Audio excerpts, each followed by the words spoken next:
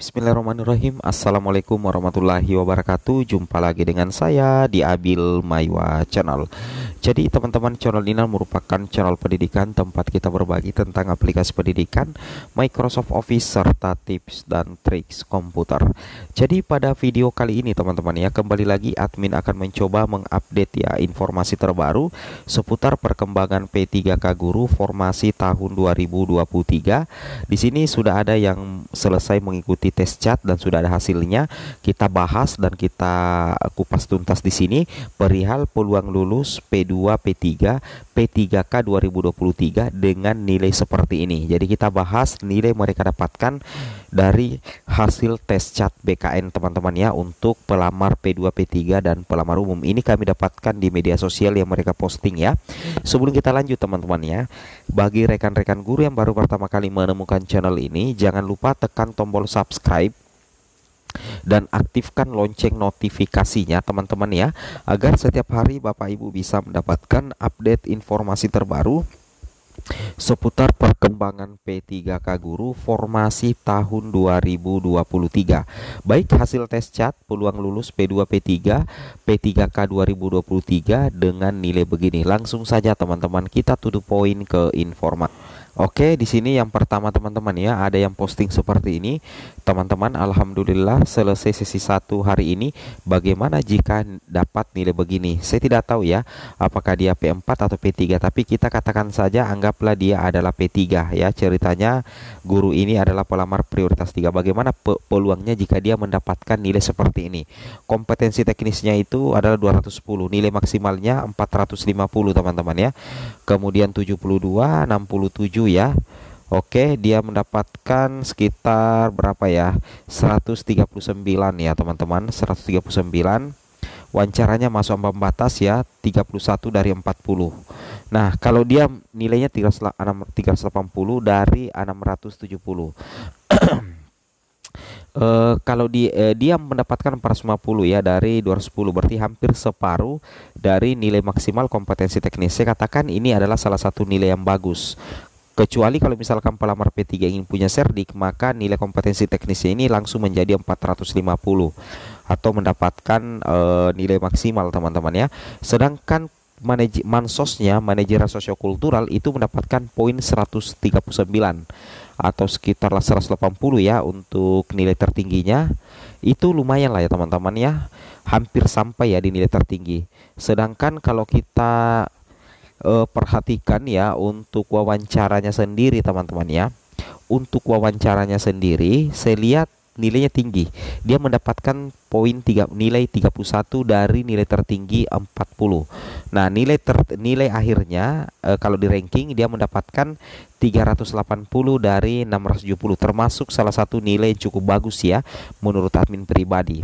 Nah, kalau modelnya seperti ini, maka dia sangat berpotensi lulus menjadi ASN P3K. Saya ulangi, dia sangat berpotensi lulus menjadi ASN P3K asalkan dia berhasil masuk di perankingan nilai terbaik. Karena penentu kelulusan ya, penentu kelulusan itu adalah peringkat terbaik kalau di P3. Kalau misalkan P4 ada dua, yaitu harus melewati passing grade dan berperingkat terbaik. Anggaplah dia P3. Nah, kalau misalkan formasinya 40, jumlah P3-nya 50 misalkan, maka dia akan di ranking 1 sampai 40. Kalau nilainya 380 ini masuk di antara peringkat terbaik 1 sampai 40, maka dia lolos menjadi ASN P3K teman-teman ya. Logikanya seperti itu ya. Tapi kalau tidak ya tidak lulus ya. Tapi kalau dia pelamar umum, maka dia seluruhnya ini harus melewati nilai passing grade seperti itu kira-kira ya. Cuman kelemahannya di sini dia memposting nilainya seperti ini, tapi tidak ada jumlah formasi di daerahnya. Dia tidak lampirkan jumlah formasinya supaya kita bisa prediksi lebih lanjut lagi teman-teman ya, seperti itu. Yang kedua di sini ini yang jauh lebih bagus teman-teman ya. Dia posting seperti ini. Min mau tanya, saya sudah ikut tes tadi. Hasil yang diperoleh untuk nilai teknisnya itu adalah 180, sementara nilai ambang batasnya 200. Kayaknya terbalik. kayaknya dia mendapatkan nilai teknis 200, nilai ambang batasnya 180, berarti dia formasi guru kelas. Tapi saya memiliki sertifikat pendidik. Kalau dia memiliki sertifikat pendidik, maka nilai 200 ini akan diubah menjadi nilai tertinggi untuk kompetensi teknis, yaitu 450. Peluang lulusnya sangat besar sekali.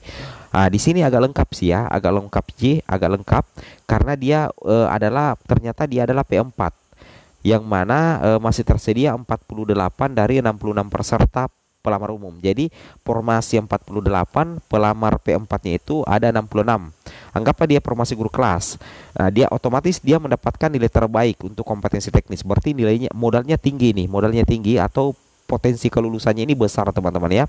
Saya ulangi, potensi kelulusannya ini besar. Kalau misalkan guru ini bisa masuk di peringkat 1 sampai 48, maka dia akan dinyatakan lulus menjadi ASN P3K guru. Tapi kalau misalkan dia hanya peringkat 50 atau peringkat 49, maka dia dinyatakan tidak lulus teman-teman. Kenapa? Karena jumlah formasi yang tersedia itu 48. Berarti untuk mendapatkan nilai tertinggi atau peringkingan nilai tertinggi untuk lulus, itu wajib berperingkat terbaik 1 sampai 48. Kalau dia 49 atau 50, sekalipun nilainya bagus, dia tetap tidak lulus teman-teman ya. Ingat ya, peringkat terbaiknya 1 sampai 48. Nah, di sini sudah disampaikan langsung oleh pihak BKN sih teman-teman ya. Ini dia kelulusan P3K ya. Di sini sudah dijelaskan oleh pihak BKN. Di sini dikatakan kelulusan P3K 2023 itu berdasarkan ranking. Jadi bagi P1, P2, P3 itu tetap ada perankingan nilai terbaik teman-teman ya. Jadi kelulusan P3K 2023 berdasarkan ranking 80% jatah honorer, semoga seluruhnya lulus. Di sini katakan kelulusan seleksi P3K 2023 untuk honorer teman-teman ya tidak ditentukan oleh passing grade. Ya, jadi untuk P2, P3 tidak ditentukan oleh passing grade kecuali kalau pelamar umum ya. Pemerintah mengeluarkan kebijakan sistem perankingan teman-teman ya. Jadi pemerintah mengeluarkan kebijakan sistem perankingan untuk honorer ya. Logika seperti itu ya. Jadi jadi seperti ini. Jika nilai seleksi kompetensi yang tertinggi diraih honorer misalnya 80, maka itulah patokan. Nah, ini yang saya sudah sering katakan bahwa penentu kelulusan P2, P3 maupun P4 yang selesai mengikuti tes CAT BKN itu adalah nilai seleksi kompetensi tertinggi. Kenapa? Karena nilai seleksi kompetensi tertinggi itu menjadi patokan kelulusan bagi pelamar P2, P3 dan pelamar umum. Ini langsung dikatakan oleh Bapak Suharmen teman-teman ya. Ini langsung dikatakan oleh Bapak Suharmen, yang mana beliau mengatakan Deputi Bidang Sistem Informasi Kepegawaian Singka BKN Suharmen mengungkapkan untuk seleksi P3K 2023 pemerintah memberikan jatah 80% untuk honorer. Itu sebabnya berbagai afirmasi diberikan kepada honorer agar kuota tersebut bisa terpenuhi. Nah, luar biasa ya. Dewan Pembina Forum Honorer K2 Tenaga Administrasi Indonesia Ibu Nurbaiti pun menyambut positif kebijakan tersebut. Dia menghimbau agar seluruh honorer bisa menggunakan momentum tersebut dengan sebaik-baiknya. Selamat buat teman-teman yang sudah mulai dan sementara mengikuti tes P3K 2023. Semoga proses ujiannya berjalan lancar, kata Bunda Nur sapaan akrabnya. Oke teman-teman ya. Oke, kemudian di sini dia berpesan agar honorer tetap tenang ya dalam menjawab semua soal di komputer. Kuncinya adalah tenang dan tidak grogi agar hasilnya juga bagus. Selain itu, persiapkan semua keperluan ujian baik dari kartu tes, seragam dan lain-lain. Paling penting adalah menjaga kesehatan sehingga saat ujian nanti bisa hadir dan menjawab soal dengan baik. Bunda Nur berharap semoga tahun ini banyak afirmasi ya teman-teman diberikan kepada honorer K2 yang sedang berkompetensi mengikuti tes CAT P3K teman-teman ya. Logikanya seperti itu. Saat ini semua honorer K2 sangat berharap yang ikut tes semua bisa lulus semua agar bisa merasakan hak-hak ASN P3K. Mudah-mudahan semuanya lulus ya agar bisa mengurangi jumlah 2,3 juta honorer yang harus diselesaikan pemerintah hingga 31 Desember 2024. Bunda Nur kembali menghimbau agar honorer K2 bersemangat agar hasil ujiannya bisa maksimal. Oke ya, semoga bermanfaat. Assalamualaikum warahmatullahi wabarakatuh.